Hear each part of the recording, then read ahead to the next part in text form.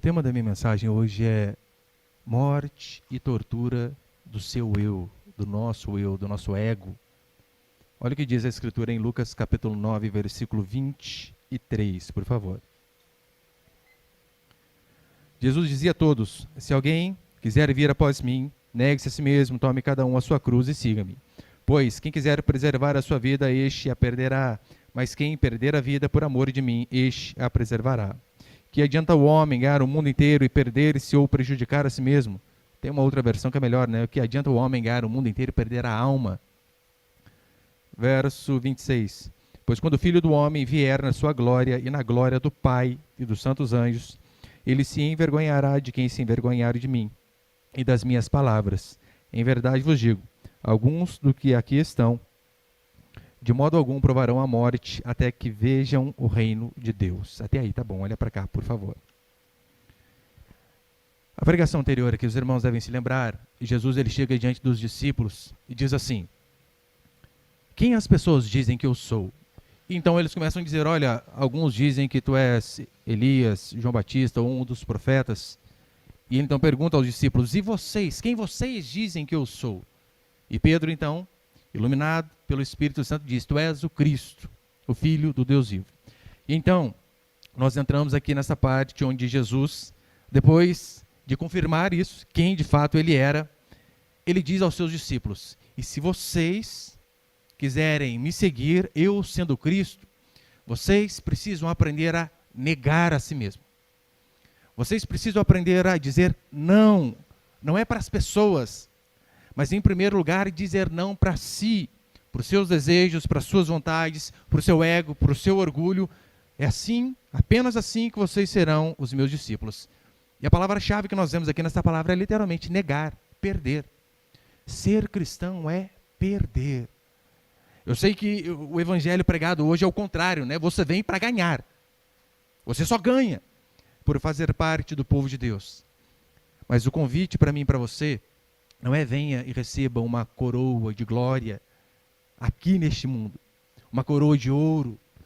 Não é venha e tenha, mas começa assim: venha e perca. Então, se você não está disposto a isso, talvez você tenha pegado o caminho errado até hoje. E tudo isso é resumido em apenas uma sentença: tomar a cruz. Tomar a cruz.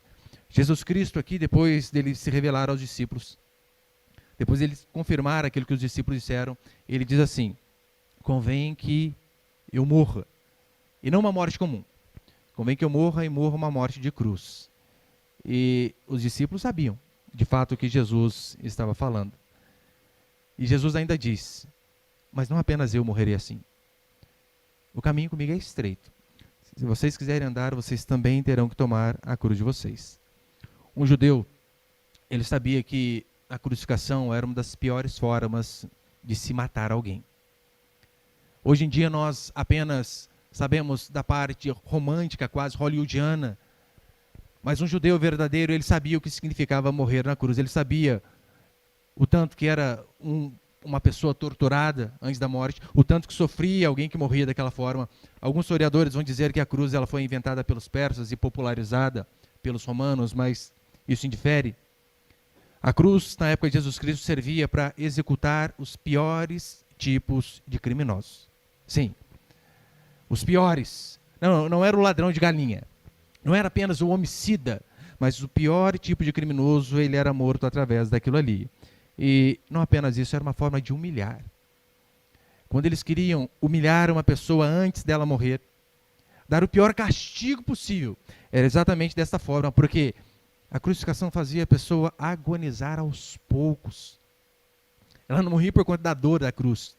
A crucificação ali, muitos, né, porque quebravam o joelho, às vezes e tal, porque daí o corpo pesava para baixo e automaticamente a pessoa não conseguia respirar direito. A morte acaba sendo lenta, dolorida e da pior maneira possível. E não só isso. Havia alguns procedimentos antes. Não era simplesmente pegar aquele homem que cometeu um crime, que não era o caso de Jesus Cristo. Ele estava pagando pelo crime de outras pessoas. Nosso. Mas não era apenas simplesmente colocar na cruz. A pessoa antes era flagelada. Quantos aqui já assistiram aquele filme Paixão de Cristo? Acho que a maioria, né? A maioria. Tem uma parte muito interessante, né? Que tem uma mesa assim, o cara vai lá, passa a mão num chicote, tem pontas de ossos, né? As pontas são ossos, bolas de ferro. Ele vem dar uma chicotada no meio da mesa, assim, na hora que ele puxa, sai um pedaço de lasca. E ele pega aquele chicote ali e vai até Jesus Cristo. E tem uma parte aterrorizante, né? Que pega aqui na costela dele e puxa. Oh, terrível, terrível, até de ver. Só que aquilo era uma verdade. Era exatamente daquela forma. Cortes profundos que apareciam até alguns órgãos internos, alguns historiadores vão dizer. Tanto é que Eusébio, historiador do 3º século, ele diz assim: às vezes o sofredor ficavam abertas e os músculos, tendões e órgãos internos da vítima ficavam expostos, de tão cruel que se era. A pessoa era obrigada a carregar a sua cruz. Ela era flagelada e não apenas isso. Ele era crucificado para que a morte ainda fosse mais dolorida, fosse de forma lenta. Aí você pega tudo isso e talvez imagina, olha, um criminoso que talvez fez algo horrível, mereça esse tipo de morte. Não era o caso do nosso Senhor. Jesus Cristo, ele pega este exemplo do imaginário popular, do que acontecia ali. E ele usa exatamente este exemplo aos seus discípulos para dizer: para andar comigo é isto daqui, que vocês precisam estar dispostos a passar. Não há outro caminho. Caminhar comigo é tomar a cruz. E é esse o chamamento dele para mim e para você. Não é venha e tenha, é venha e perca.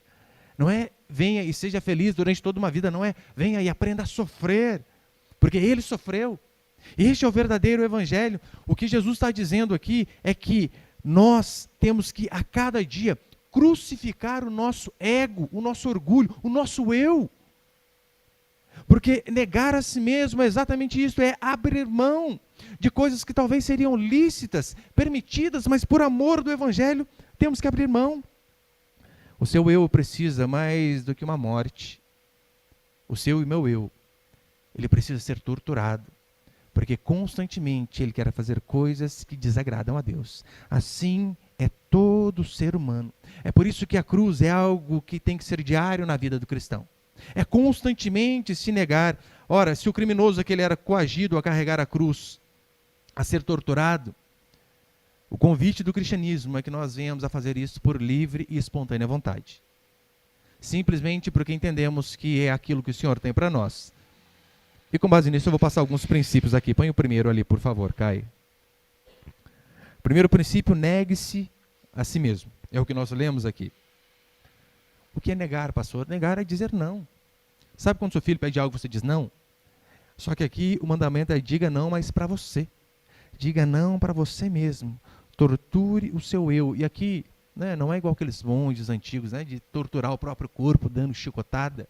Não, não tem a ver com isso. É renunciar àquilo que nós mais gostamos de fazer. Pecar. O ser humano, ele não precisa ser treinado para pecar.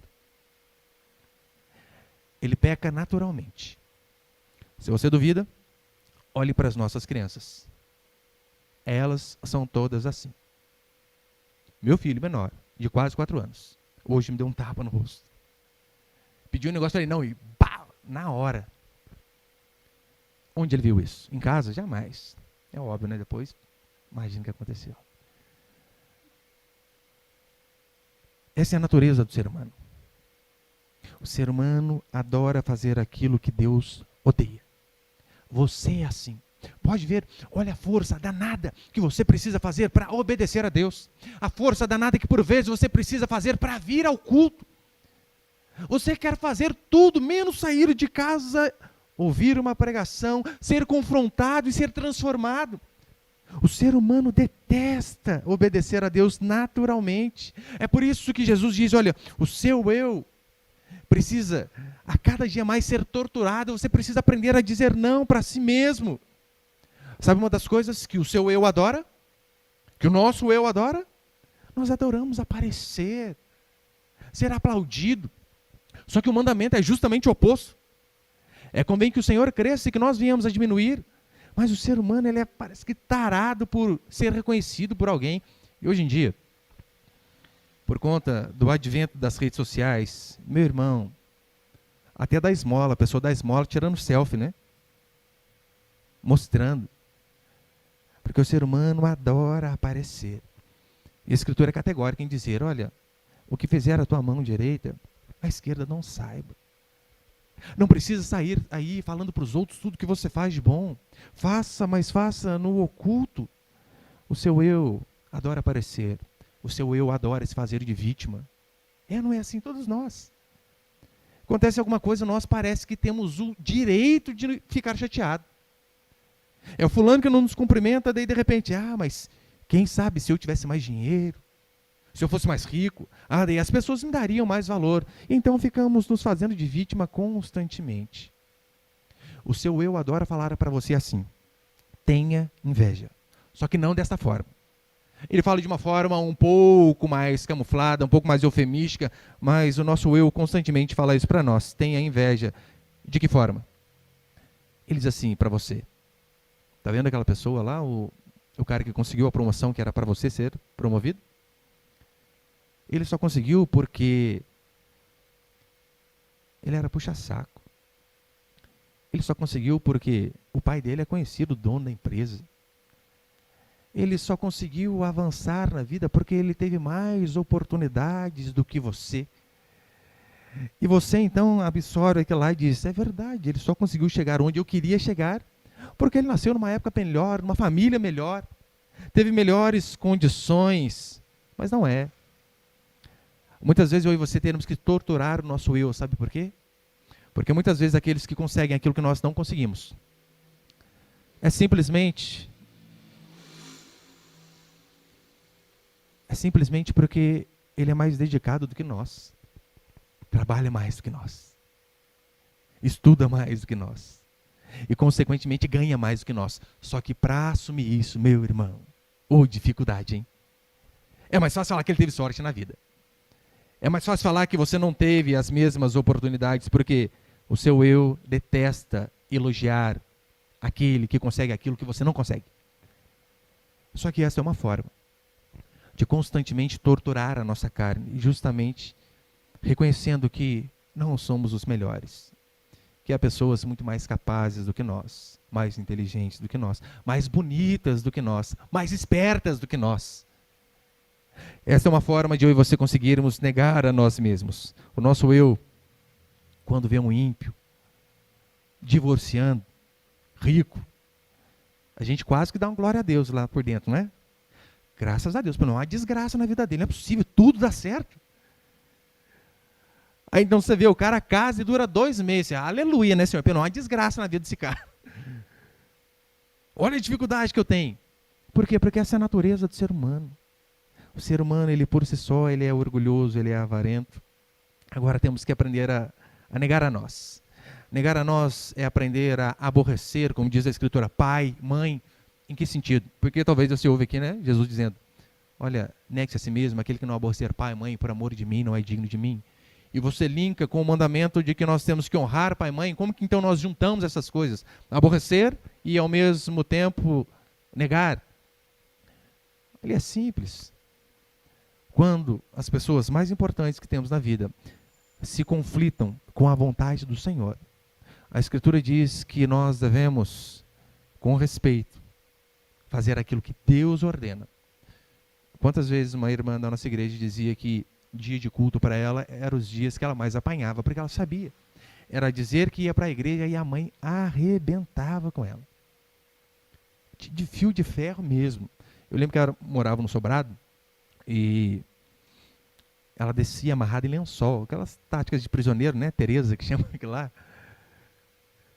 para caminhar 5 quilômetros para ir à igreja, voltar e apanhar mais um pouco. E ela era um pouco morena, mas mesmo sendo morena, dava para ver na marca, no corpo dela, né, marcas roxas por conta de apanhar só porque ia ao culto. Aí é porque os pais entram em conflito, mas ela nunca desrespeitou. Mesmo a mãe dizendo, olha, eu não quero que você vá à igreja. Ela dizia, mamãe, eu amo a senhora. Mas Deus ainda está na frente. E ainda que eu apanhe, ela apanhava e aguentava a dor. Porque quando pessoas entram em conflito, cabe a nós honrarmos mais o Senhor. É o marido que às vezes diz para a esposa, olha, não quero que você vá à igreja. O que fazer numa situação dessa, sendo que a Bíblia diz que o homem é o cabeça? O princípio é o mesmo. Olha, você é a coisa mais importante para mim depois de Deus. E como Deus é primeiro, é por isso que eu vou. E você corre o risco de talvez chegar e essas coisas estar para fora de casa? Corre. Mas devemos permanecer fiéis ao nosso Deus. A cruz é eu e você aprendermos também a renunciar os nossos sonhos. É o contrário do que aprendemos no mundo gospel hoje, né? Esse é o problema. As pessoas elas ouvem muitas músicas hoje e pouca teologia. E então, elas ficam ouvindo aquelas músicas que, olha, volte a sonhar, Deus ainda realiza ações. Daí qual que é a sua oração depois de ouvir isso? Oh Deus, o meu sonho é ser grande, é ser cabeça, ter uma fábrica, ter uma empresa. Por conta de um princípio teológico? Não, é porque você ouviu a música. Daí você ouve sabor de mel, o seu desejo, você não percebe, é mostrar para os outros que você subiu na vida. Terrível. A cruz é aprender a renunciar aos nossos sonhos. Por isso que Jesus diz assim, naquela oração, talvez não, a oração mais difícil que um ser humano pode fazer. Jesus, sabendo que ele estava para passar por toda a tortura, porque quando ele diz ao Senhor, Pai, se possível, afasta de mim esse cálice, ele sabia que a ira de Deus seria derramada sobre ele. Só que como que ele termina a oração? Contudo, que não seja feito a minha vontade, mas a vontade do Senhor. Jesus não possuía pecado. E mesmo assim diz a Escritura que ele renunciou às suas próprias vontades. E cruz é exatamente isso. Renunciar aos nossos desejos mais íntimos. O mundo, hoje em dia, chama de conversão, é você deixar Deus realizar os seus sonhos. Isso é um absurdo. Isso é uma heresia, não existe isso na Escritura. Conversão não é você falar, olha Deus, faça o meu sonho da sua maneira. Não, não é. Um cristão genuíno, ele ora dizendo, Deus, eu não estou nem aí para os meus sonhos. Eu estou aqui para obedecer, para ser fiel. O que é que o Senhor quer que eu faça? É se colocar debaixo dos projetos dele. E não colocar ele na frente dos nossos projetos. Porque muitos cristãos fazem isso. Olha, tudo que eu faço eu ponho Deus na frente. E acham que este é o princípio. Não é. O princípio é se colocar atrás da vontade de Deus, não colocar Deus na frente dos nossos planos. Porque muitas vezes os planos que nós temos não têm a ver com a vontade dele. Faz a tua vontade, não a minha, queridos. É uma das orações mais terríveis de se fazer. Eu algumas vezes já tive a oportunidade de fazê-la e eu confesso, pro ego é algo terrível. Eu estudei 6 ou 8 anos, não lembro, para passar num concurso que eu sempre sonhei. Como eu ingressei na Força Aérea como soldado, eu servia na escola de formação de sargento, então qual que é o objetivo de qualquer soldado? Olha, o dia que eu conseguir chegar ali, que lá vai ser a glória. Eu me dediquei por 6, 7, 8 anos, estudando às vezes 16 horas por dia. Não, eu não brincava de estudar, estudava de verdade. Consegui o meu tão almejado sonho, passei no concurso que eu queria, estabilizado, um bom salário, para um dia ter que ir à sala do meu encarregado e dizer para ele, suboficial, eu quero ir embora. Meu irmão, pensa numa sensação terrível. Eu lembro que na hora do almoço, eu subi, né, o nosso esquadrão tinha uma escada e a sala do encarregado era em cima. E era uma porta normal, como essa que nós temos aqui. Sem exagero, eu não enxerguei a porta. Eu esfregava o olho e disse, cadê a porta? Não é possível, não tem porta na sala dele. E aquela voz o tempo todo, o que você está fazendo, rapaz? Vai largar tudo isso? E para orar, ó Deus, seja feita a tua vontade, não a minha. Eu não queria. Eu queria que fizesse a minha vontade. Essa era a minha oração, ó Deus, que faça a minha vontade e não a sua. Só que Deus constantemente vai nos colocar em situações de teste para mostrar se o nosso coração está nele ou está no nosso eu. Ninguém faz as exigências que Jesus fez. Então, ou ele é louco, um lunático, para pedir coisa que ninguém pede, ou ele de fato é Deus. Esses dias eu estava aqui no CTA, né, com os amigos de turma lá, e um amigo dizendo assim, você não tem saudade? Fez saudade muito, principalmente de salário, né? Nossa, que saudade. Não se arrepende? Óbvio que não. Saudade é uma coisa, arrependimento é outra, totalmente diferente. Então que eu e você venhamos aprender a negar a nós, porque é isso que Jesus exige. A fé cristã não é algo que nós fazemos apenas aos domingos. Porque muitos pensam assim, olha, eu preciso um domingo ir à igreja, cultuar com os irmãos, ouvir uma pregação para quê? Para que eu possa ter uma semana mais confortável. Não, não é isso que é servir a Deus. Servir a Deus não é uma creche onde você vem aos domingos, faz a sua birrinha para que Deus possa te dar a sua mamadeira. Ah, Deus, eu quero um carro novo, por favor. Ai, Senhor. Não, não é isso. Ser a Deus são soldados que se reúnem semanalmente para ouvir a voz do comandante e simplesmente dizer, sim, Senhor. Ainda que aquela vontade, ainda que aquela ordem seja totalmente oposto àquilo que nós queríamos. Igreja não é um clube para você se sentir bem. Igreja é um lugar de reunião, onde servos do Senhor. E até a palavrinha servo é uma palavrinha bonita, né? No original ali, quando Paulo diz que ele é servo de Cristo, a palavrinha grega é doulos, que significa escravo. É que as nossas traduções perdem muito o significado. O que ele está dizendo é isso, olha, eu sou o escravo de Cristo. Meu irmão, o que o escravo tem direito? Nada. Simplesmente obedecer. Então Paulo diz que nós fomos comprados pelo sangue do Cordeiro e, consequentemente, somos servos de Cristo. E é isso que ele espera de nós. Se você é tentado achar que as exigências de Jesus são muitas, olhe por exemplo dele. Ele fez isso. Ele fez isso por mim e por você e, consequentemente, exige que façamos o mesmo. Segunda coisa, põe ele por favor. Segundo princípio, perder a vida para ganhar. Este aqui é o paradoxo da vida cristã, né? Você perde para ganhar. Quem me negar, eu o negarei, disse Jesus. Imagina na época de Cristo. Uma espada no pescoço. Espada no pescoço. Não era bloquear a sua conta na rede social, não. Era a espada no pescoço, literalmente. Dizendo, nega Jesus Cristo ou morre. Eles diziam, não nego. Perdi a cabeça. Literalmente. A cabeça era decepada. Porque perder esta vida, nesta vida, estava atrelado a ganhar na outra. E quando eu digo perder, não apenas no sentido literal de morrer, ainda que seja necessário. Jesus Cristo diz que este é o princípio. Mas não apenas no sentido literal, é dia a dia também. Não só em relação à morte física, mas constantemente, dia a dia, vamos precisar fazer isso. Muitas vezes nós vamos precisar morrer, sabe para quê? Para a nossa reputação, que tem muitas pessoas preocupadas, né, com a biografia, com a reputação. O que as pessoas vão pensar de mim se eu disser que sou crente? Você é louco. Lunático neste mundo ateu que nós vivemos, nesse estado laico que não é estado laico, é um estado ateu. Você diz que você crê em Deus, que alguém criou os céus e a terra, que nós não somos frutos de uma explosão cósmica. Ele disse, é doido. Eu já falei, não é doido, na verdade são eles. Você vai ver na Escritura dizendo que alguns judeus, ouvindo a Jesus Cristo, creram na mensagem. Só que, para não perder suas cadeiras na sinagoga, o seu lugar de honra, eles preferiam não confessar publicamente a sua fé. Herodes foi pelo mesmo caminho, ele ouvia João Batista, gostava de ouvir João, e então, só que diz a Escritura que por conta de um compromisso que ele tinha feito com os seus amigos, eu tenho que matar esse cara. Por quê? Porque como que vai ficar o meu nome diante desses caras aí?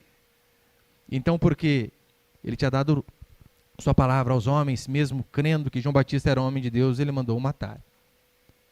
Precisamos aprender, queridos, a morrer por os nossos prazeres, constantemente. Eu acho espetacular aquele exemplo de Moisés em Hebreus. Vai dizer a Escritura que Moisés ele preferiu ser maltratado, ultrajado, juntamente com o povo de Deus, a usufruir dos prazeres transitórios do pecado. Moisés era filho da filha de Faraó. Ou seja, ele estava na família mais poderosa daquela nação. E ele diz que ele preferia ser maltratado junto ao povo de Deus, a usufruir dos prazeres transitórios. Essa definição é perfeita. Todo prazer é transitório, passageiro. Alguns duram um pouco mais, isso é verdade, outros um pouco menos, mas todo prazer é transitório. Perder prazeres terrenos para encontrar um prazer celestial. É isso que nós somos chamados para fazer. É morrer para as finanças. Porque, meu irmão, se você vem para a igreja pensando em ficar rico, esquece. Primeiro que o seu objetivo já é errado. Paulo diz que aquele que quer ficar rico peca. Não é errado Deus nos fazer rico. Desde que essa não seja a nossa motivação, a nossa intenção. Se o Senhor nos prosperar dessa forma, louvado seja Deus. Mas olha o exemplo do jovem rico. Aquele é um exemplo de pessoas que procuram apenas dinheiro. Senhor, o que farei para herdar a vida eterna? Ele começa a dar vários mandamentos. Ele diz, tudo isso eu tenho obedecido desde a minha mocidade. E Jesus Cristo sabia que ele era pecado ao dinheiro. O que ele diz? Vai lá, vende tudo que tem e dá aos pobres. Foi a única coisa que ele não fez. Todas as outras coisas, ele diz que fez, né? Óbvio que não fez. Mas Jesus Cristo testou e ele foi reprovado. Na vida cristã, se você ainda não perdeu nada, é bem provável que ainda você não ganhou nada. Vida cristã começa perdendo. Você perde a vida física para conquistar uma vida incorruptível, um corpo incorruptível. Era o que acontecia com muitos desses apóstolos. Você perde status, às vezes para se dedicar a algo que hoje é pífio. Ser mãe. Que convenhamos. Pega uma irmã que está lá, 2 faculdades, ganhando um baita de um dinheiro. E ela de repente sai do serviço para se dedicar exclusivamente à missão de mãe, a cuidar da casa. É loucura para o mundo. Óbvio que é loucura. Mas é isso que você devemos fazer. É perder dinheiro às vezes para conseguir uma consciência limpa no final da noite. É negar propostas indecentes, é perder o desejo de impressionar os outros. Esta é outra coisa que está constantemente atrelado dentro de nós. Impressionar os outros. Como eu disse alguns domingos. Às vezes nós, mesmo sendo cristãos, estamos preocupados em comprar o que não precisamos com o dinheiro que não temos para impressionar quem não está nem aí para a gente. Familiares que às vezes nem se importam. Ah, mas fica feio, né? Todo final de ano eu chego com o mesmo carro velho. Não percebemos nossas motivações totalmente erradas. Temos que estar dispostos, queridos, a perder a glória deste mundo, se queremos alcançar a glória eterna. Na matemática divina, menos é mais. Menos é mais. Se perde para se ganhar. Se perde para alcançar algo maior. É assim que funciona. Este é o cristianismo genuíno e verdadeiro. E este é um dos motivos porque, por exemplo, o socialismo detesta a religião cristã. Sabe por quê? Porque eles não creem na vida no pós-morte, depois dessa vida. Para eles, o que existe de vida é apenas aqui. E se a vida é apenas esta, e é curta, ora, temos que nem que passar por cima dos outros, mas para termos o melhor. E por que que eles não suportam o cristianismo? Porque nós aceitamos perder. Nós aceitamos ter uma vida ruim aqui, se necessário for por amor ao Senhor. É por isso que eles querem extirpar a religião no país da impunidade como o nosso. Ser honesto é apenas prejuízo. Quantas matérias eu já li de juízes que, por conta de exercerem a sua função de forma digna, prender bandido, morreram. Familiares morreram. Pessoas próximas eu já conheci, olha, foi eu fazer o que é certo lá, policiais, amigos. Cara, eu fiz o que é certo, atormentaram lá minha família. No país da impunidade como nós temos, ser honesto é prejuízo. O que nós fazemos? Ainda que percamos. Não vamos perder os nossos princípios de forma alguma. E terceiro, para encerrar, põe ele, por favor. O terceiro princípio é o seguinte.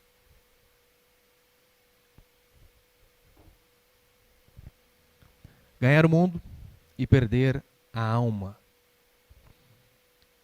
Uma das grandes frases que muitas vezes ouvimos, é claro, com algumas diferenças, mas é assim. Fulano venceu na vida. Fulano venceu na vida. Nós somos estimulados desde criança na escola a ser alguém na vida. E o que é ser alguém na vida? São apenas variações de que busque as glórias deste mundo. Apenas isso. Essas frases são variações de um desejo de glória terrena. Se preocupe em ser alguém, em ser conhecido, em ter um status. Porque, convenhamos, você vai abrir não conselho se abrir conta, né? Mas você vai, sei lá, fazer um cadastro de alguma coisa em algum lugar. E a pessoa pergunta, qual profissão? Você, irmã, diz assim, do lar. Mas você fala do lar quase para dentro, né? Fala dona de casa, irmã. Dona de alguma coisa. Melhor. Mas isso nos envergonha. Tem uma personagem de Machado de Assis, Brás Cubas, né, no livro Memórias Póstumas de Brás Cubas. É interessante que o Brás Cubas, esse nome dele, Cubas, né, vem de um avô. De um avô que fazia Cuba, né? Fazia tonéis, ele era tanoeiro. E o nome desse avô era Damião Cubas. Então, quando as pessoas perguntam para ele, onde começa a sua família? Ele diz, olha, nós temos esse avô aqui, né? Só que a gente não conta ele. A gente começa em outro avô. Daí ele cita Luiz Cubas, que era um avô que foi a Coimbra fazer faculdade, porque na época, quando foi escrito, era praticamente mandar o filho para Harvard. Hoje em dia, os pais que mandam o filho para Harvard, não, meu filho veio de Harvard. Antigamente era mandar para Coimbra, em Portugal. Então ele diz, olha, mas nós contamos a nossa família mesmo a partir do nosso avô Luiz Cubas. Por quê? Porque ele fez faculdade em Coimbra, porque ele era amigo de conde, tinha lá os seus conhecidos, e ele conta uma mentirada a respeito do nome Cubas, né? Ele não diz que é por conta de um avô que fazia tonéis, mas ele diz que é por conta de um antepassado que, na guerra com os mouros, que eram os muçulmanos, ele quebrou mais de 300 cubas, e daí então veio o apelido Cubas, aquele que destrói as cubas dos muçulmanos. Ele também mente em relação ao Brás, ele diz que é a respeito de um parente que tinha fundado São Vicente. Só mentira. O que ele está dizendo ali, em outras palavras, é o seguinte: prazer, o meu nome é viciado em aparecer. Meu nome é viciado em impressionar os homens, em viver de aparência. Quantos não são assim? Normalmente, sempre vem visitante, eu tento na primeira semana visitar, né? Tá lá, já fui à casa de todos os irmãos aqui. E às vezes eu vou a algumas casas que eu fico um pé atrás, porque às vezes eu chego e pessoa, pastor, seu nome é Rafael o quê? Rafael, tem que saber mais? Rafael não tá bom? Chama só disso. Ah, porque o meu nome é... Uma vez um moço disse para mim, né? O meu nome é fulano, e falou sobrenome, não vou falar, você não vai conhecer. E era um nome bem conhecido na cidade. E quando a pessoa se apresenta para mim com nome e sobrenome, eu falei, eita, nós já é metidinho já, né? Talvez possa estar julgando errado, óbvio, né? Daí, ela falou assim para mim, o seu César, vem da onde? Eu falei, meu pai? O Zé Dito César. Nascido no fundo de Lagoinha, meia hora depois do irmão dele. Era gêmeo, e naquela época não tinha ultrassom, não tinha nada. Então, pai, quando você nasceu? Meia hora depois do meu irmão. As parteiras estavam indo embora. Minha mãe começou a sentir dor de novo, chamaram outra vez e saiu eu. Eu vim desde daí. Que me deixou como exemplo uma infância inteira, vendo-o acordar às 4h30 da manhã. Caminhando de uma cidade até outra para só depois pegar o ônibus para trabalhar. E cheio meu pai. Nome nós não temos. Inclusive, meu César é com Z, é errado. O certo é com S. Até registrado, foi registrado errado. Essas pessoas que ficam o tempo todo preocupadas em impressionar os outros, preocupadas em mostrar quem são, o que conquistaram, o nome que têm. E é uma coisa tão tola, né? Você pegar o nome família. Não foi nem você que fez, criatura. Você apenas ganhou o nome. Não podemos ser assim. A ambição é maligna e não deve nos mover. Ainda que mova o homem ímpio, não deve mover a mim e a você. É por isso que João vai combater dizendo isso, olha, cuidado com a soberba da vida, não caiam nesse papinho de ficar preocupado aí com a concupiscência dos olhos, né? Olha, cuidado com o desejo dos olhos, o desejo da carne, cuidado com a soberba da vida, cuidado! Não vão para esse caminho. Paulo vai dizer em 2 Timóteo que Demas, tendo amado o presente século, abandonou a fé. Olha que interessante, por conta de amar o mundo. Essa pessoa que até então estava caminhando de forma correta, com as pessoas corretas, abandonou o caminho do Senhor. Eu sei que você pode não ser um megalomaníaco de ser conhecido mundialmente. Espero que você não tenha isso no coração. Mas quantos de nós aqui, se formos sinceros conosco, veremos que, ainda que não queiramos conquistar o mundo e ter o nome nosso exposto em todo que é lugar, mas pelo menos no meu bairro tem que ser conhecido. As pessoas têm que saber que eu sou. E todos nós temos esse desejo. Você tem, eu tenho. Às vezes é o pastor que não quer ser conhecido mundialmente, com um canal de milhões. Mas pelo menos na cidade a pessoa tem que saber que aqui tem eu. E não percebemos que temos que lutar contra essas coisas constantemente. É a mãe que talvez não conseguiu uma porção digna diante do mundo, porque para elas acho que ser mãe não é algo louvável, sendo que é muita preciosidade nisso. E então ela faz de tudo, ela faz faxina em 15 casas. Trabalha cedo, à tarde e à noite, para quê? Para que o filho possa ser alguém na vida. Para que então, o dia que o menino se forma, ela diga, que orgulho do meu garoto. Oh Deus, que sonho tão mesquinho. Quantos garotos não fazem de tudo, simplesmente para terem os olhares das pessoas sobre eles? Tudo. A escola, principalmente, sempre tem o bocozão lá que quer aparecer. Todo lugar tem. Eu lembro, quando eu estudava, cara, tinha um rapaz, ele ia com um chapéu daqueles que, sabe, parece mexicano, que ele pega aqui, né, o diâmetro dele atravessa e vem até aqui atrás, assim. Ele ia para a escola com o chapéu daquele. Ou seja, ele sentava, as pessoas tinham que sentar 4 cadeiras para lá e 4 para cá, porque não dava, não cabia. Ele uma vez foi com um relógio, só que não era um relógio comum. Sabe aqueles pratos de relógio que tem da Marabras, quando você comprava aqueles móveis, com pressa lá e vem o brinde, que é um prato? Ele colocou uma pulseira naquela época para a escola com aquele relógio. Falei, gente do céu. Eu vi aqui, que mesquinho. Que desejo de aparecer. Todos nós temos isso. Talvez não nesse nível. Mas quantas garotas, às vezes, com o desejo de atrair os olhares daqueles retardados da mesma idade dela, pinta o cabelo de rosa, de pink. Faz umas coisas meio doidas, rapa um lado e pinta o outro de cor de abóbora. Porque quer ser aceita ali no mundinho dela. Quantos não compram carros que não podem? Para impressionar familiares que não estão nem aí para eles. O desejo de aparecer e de ser visto está em todos nós. Às vezes é até aquele desejo, né, de que, olha, podem falar mal. Ah, mas fala de mim. O meu nome tem que estar ali. O que a Escritura nos convida e nos ordena constantemente é crucificar o nosso ego. Crucificar as nossas vontades. Se o homem pudesse, ele retirava Jesus do trono e sentava no lugar. Você é assim. Eu sou assim. E nós temos que lutar constantemente contra essa nossa natureza. Por quê? Porque desde que Adão pecou, isso faz parte de todo ser humano. Só que Jesus aqui é claro. O que adianta ganhar o mundo e perder a alma? Quantas pessoas eu já vi que tinham tudo que talvez você sonha. Casa espetacular, mas vive angustiada, só dorme à base de remédio. Porque tem casa, mas não tem família. Tem prazer com várias mulheres, mas não tem amor. A vida é uma desgraça. É uma regra.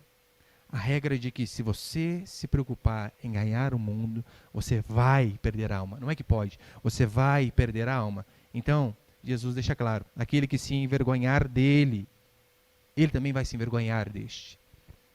Como assim se envergonhar? Ser cristão é ser tentado constantemente a sentir vergonha da fé que professa. Ser cristão é ser tentado constantemente a sentir vergonha de talvez sair no domingo e vir para a igreja quando essa aqui, né? Hoje em dia fica mais fácil o celular, nada contra o celular. Mas muito também por vergonha mesmo. E às vezes eu estou vindo para cá, e às vezes eu vejo alguns jovens, terno e gravata, parece um tijolo desse aqui debaixo do braço. Eu queria que os jovens da igreja fossem assim, raiz mesmo. Eu bem até penso, né, porque é pesada a Bíblia que ele traz assim, de estudo lá. Mas eu e você constantemente somos tentados a sentir vergonha de seguir os valores do nosso Deus. Constantemente. Nossa, mas se eu falar que eu sou crente aqui, o que o pessoal vai pensar de mim? Ora, que você é um cristão. Eu não estou dizendo que todos têm essa preocupação, têm essa tentação. Os crentes moderninhos não têm. Porque os crentes moderninhos é tudo igual ao mundo, irmão. Você acha que ele tem vergonha de falar que ele é crente? Não tem. O que ele faz na igreja, ele faz lá fora, então não há diferença. Mas eu e você, pela graça de Deus, todas as vezes que formos tentados a talvez titubear na fé, a engasgar para dizer, eu sou crente. Meu irmão, dane-se o que as pessoas vão pensar de nós. Que nós venhamos a sentir orgulho de carregar a cruz que o nosso Senhor carregou.